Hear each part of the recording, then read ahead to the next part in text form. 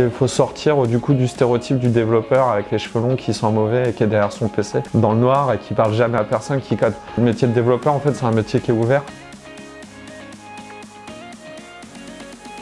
Jérôme Gabillot, je suis donc responsable pédagogique à ENI École. Je m'appelle Anthony Cosson, formateur à ENI École Informatique. Je m'appelle Anthony Mario, je suis formateur administrateur système et réseau. C'est toujours sur le même format, c'est-à-dire une explication sur tableau pour bien comprendre les principes et voir un petit peu comment ça va s'enchaîner, suivi toujours d'une démonstration sur poste informatique pour transformer ces explications, on va dire théoriques, en concret et voir comment ça se déroule concrètement. Un cours à l'ENI, ça se déroule toujours à peu près de la même manière. La matinée, on va faire beaucoup de théorie et puis l'après-midi, on va faire plutôt des travaux pratiques. Et puis nous, lorsqu'ils sont en train d'appliquer l'après-midi sur des TP, nous, on est derrière eux, on donne nos conseils de professionnels. On a également certains cours qui vont être clos avec une phase de mise en situation professionnelle plus longue. C'est-à-dire qu'on va avoir une semaine entière où on va remettre en place et on va tester tous les concepts appris pendant une semaine de cours.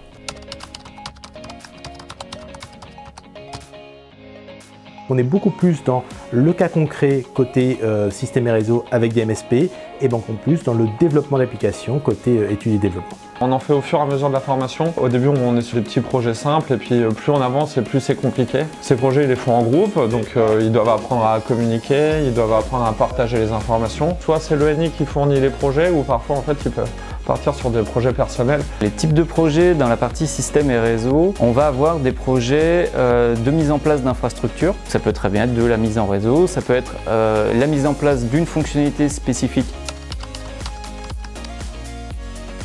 On s'appuie toujours en premier lieu sur les besoins des entreprises.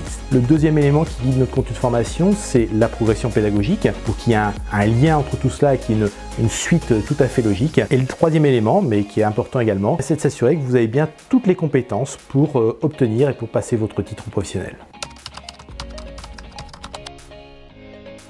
Tous nos stagiaires, ils ont tous un poste de travail, c'est-à-dire que dans chaque salle, il y a un poste de travail qui est dédié, d'accord ? Ce sont des postes qui sont des processeurs i5, des disques SSD, 32 Go de RAM, voire 64 pour les plus performants. Après, si vous voulez travailler en plus de ce travail-là, eh bien, il y a tout un tas de ressources qui sont mises à votre disposition. Des ressources, on va dire, logicielles, pour vous permettre de travailler chez vous en toute légalité. Des ressources que je vais qualifier cette fois-ci de matérielles, même si elles sont virtuelles, comme l'accès à tous les livres et toutes les vidéos des éditions ENI pour compléter tel et tel sujet et vraiment pouvoir personnaliser votre formation et vous adapter en fonction des demandes de l'entreprise dans laquelle vous êtes. On leur met à disposition les outils de la suite Office 365. On leur fournit en gros tout ce qu'il faut pour qu'ils puissent se concentrer à 100% sur le cours.